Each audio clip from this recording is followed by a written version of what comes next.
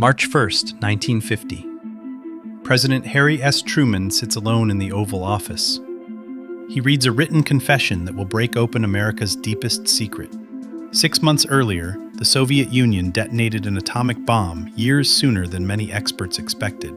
But the paper trembling in Truman's hand tells of something worse. The bomb was not stolen by anyone. It was given. It was handed to Moscow by one of the very scientists who helped build it, a man who worked with Oppenheimer, who worked on Fat Man, the plutonium bomb used on Nagasaki, and who then copied the bomb's plans for Stalin. Truman feels like he is suffocating, and in that moment, he sees the name, Klaus Fuchs. How did a refugee from Hitler's Germany become Moscow's most useful agent? Why would he betray the people who had helped him? September 23, 1949. The radio crackles. President Truman's dramatic announcement that Russia has created an atomic explosion sends reporters... The country is in panic. Just imagine hearing this on your radio. America believed it held a nuclear monopoly for a decade or more. Instead, it had lasted barely 4 years. Just 4 years after Hiroshima, panic spreads and the public reacted with fear. In the quiet offices of British and American intelligence, they focused on one question. How did Soviet scientists solve problems that had taken the Manhattan Project years to work out? Was there a mole inside? The answer begins with Venona, a top-secret code-breaking project. Since 1943, cryptanalysts had been decoding Soviet messages. Buried in those messages were mentions of an insider at Los Alamos, a person codenamed R, or Rest.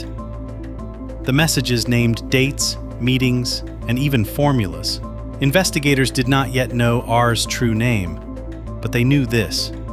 Someone working on the bomb had handed its secrets directly to Moscow, learned the work of the Manhattan Project scientists, and passed it on. Soon, everything made sense.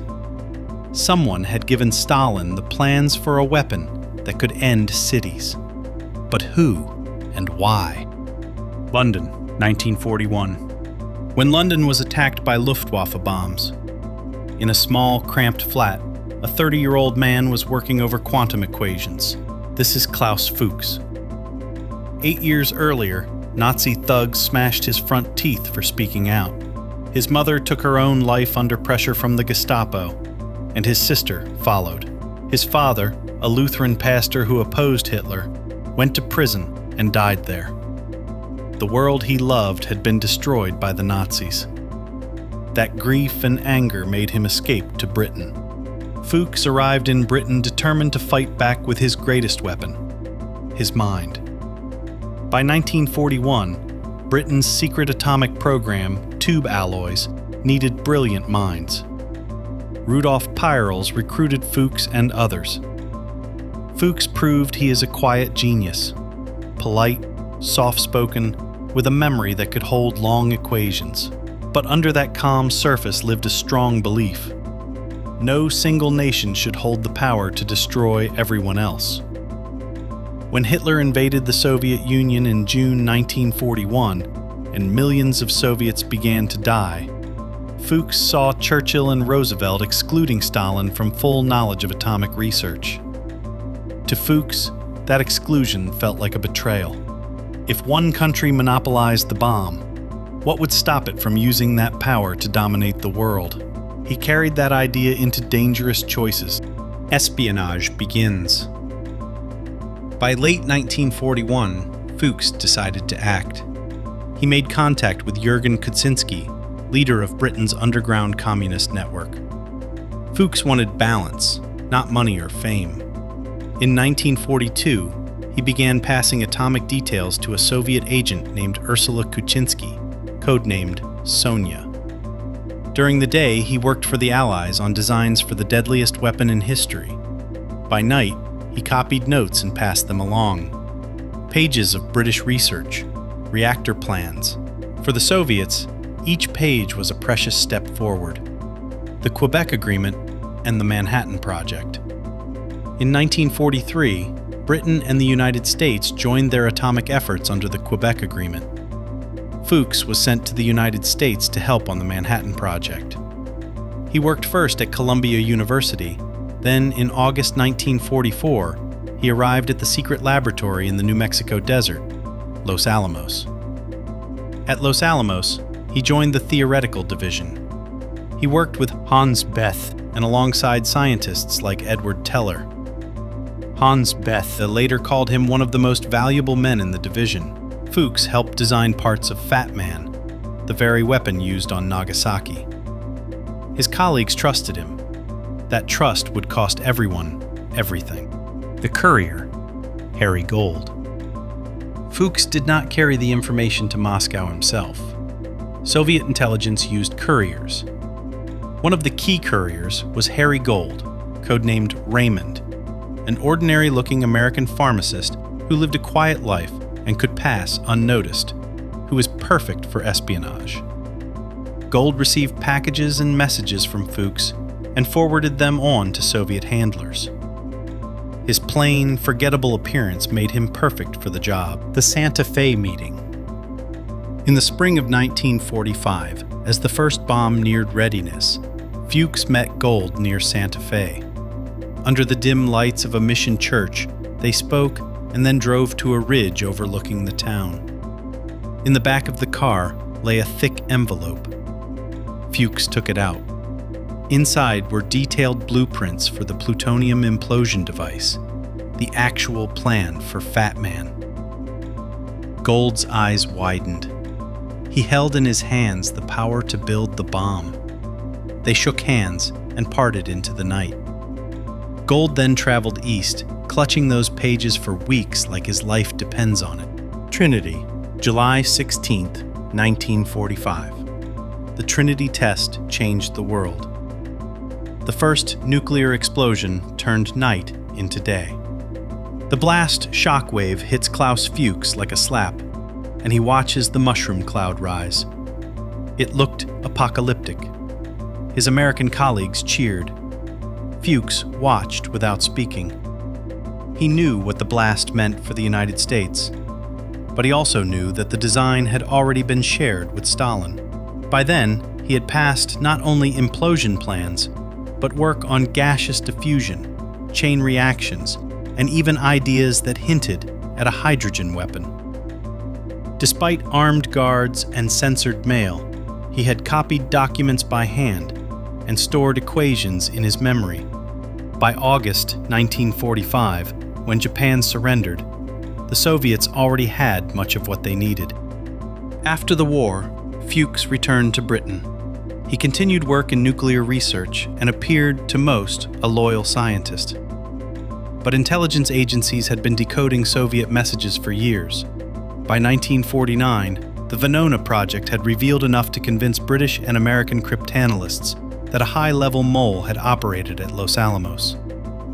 The project's decrypts could not be used in open court, so investigators used them quietly to build a case.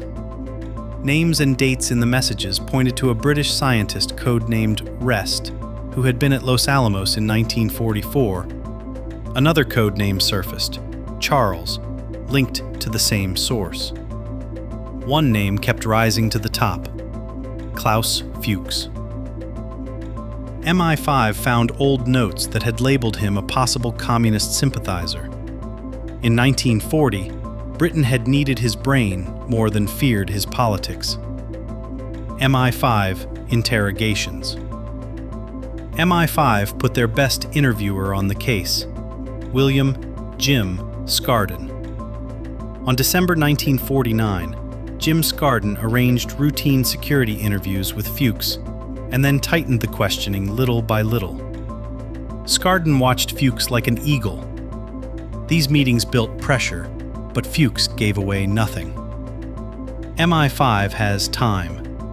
They call Fuchs again, and again, and again.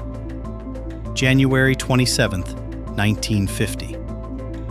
On the morning of January 27, 1950, Fuchs returned to the interrogation room and said he had come to tell the truth.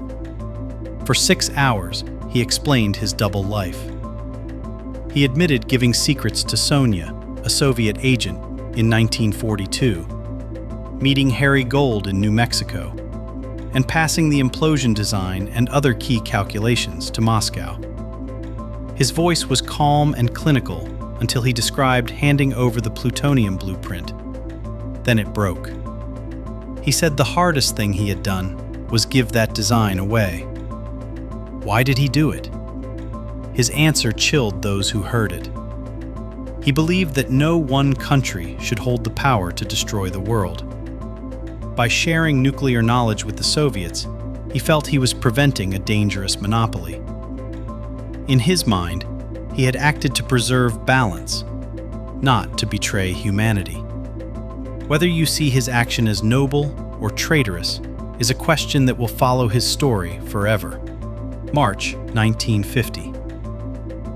In March 1950, a British court convicted Fuchs under the Official Secrets Act and gave him 14 years in prison, the maximum sentence.